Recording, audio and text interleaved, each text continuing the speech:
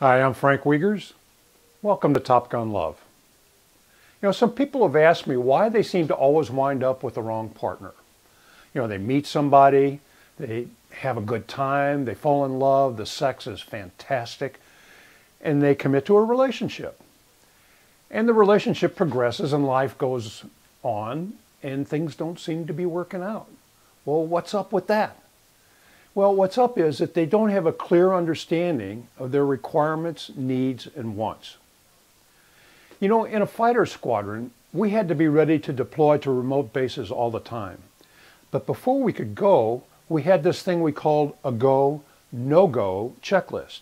And on there would be things like certain aircraft parts or personnel like a special mechanic that was needed for that airplane. And if those things weren't there, we wouldn't go because we couldn't fly the mission and complete it. Well, requirements are like that. Everybody has certain things that they must have or must not have in a relationship. For example, I could never be in a relationship with someone who was addicted, or in a relationship with someone who wasn't completely open and honest in their communication. And I want to be with somebody who's kind and who has the same spiritual or similar spiritual beliefs to me. So requirements are not negotiable. That you either have them or you don't have them. And if you don't have them and you try to make a relationship work, it's only going to cause pain and suffering for both parties in the long run. Believe me, I've been divorced 3 times. I've learned this the hard way. Now, needs are a lot like requirements, but they're negotiable. And there's 2 kinds of needs. There's functional needs and emotional needs. Functional needs are things like, maybe keeping the house clean and neat and being on time or returning phone calls.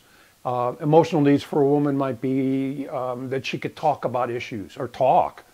And an emotional need for a guy might really be watching sports on TV or how you deal with the relatives. But all that's negotiable. You can say, well, I'll do this and you do that. But wants now are the icing on the cake. For example, I like if Judith would go sailing with me, and Judith would like it if I would go hiking with her.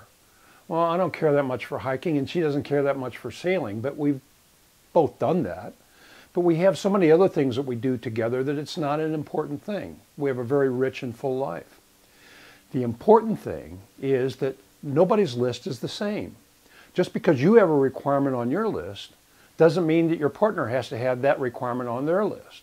The thing that matters is that your requirement is met to your satisfaction and their requirement is met to their satisfaction. Now, guys have a misunderstanding. They think that because they're such a great provider that their woman's going to be happy. But what's important is that she's not getting what she wants to receive. So you have to give them what they want to receive, not just what you want to give. I mean, you can still give that, but you have to take into consideration what they want to receive. That's really important. So if you're in a relationship, it's really a good idea to review these requirements, needs, and wants periodically, and then go over them with your partner. That way you can give each other what they really want. And that's what loving partners do. Now, if you're single, it's vitally important that you understand your requirements and that you have assurances from your prospective partner that they're going to be met before you commit to a relationship. Well, I can help you get your relationship ready for takeoff and climb way beyond the Mile High Club. Let me be your flight instructor.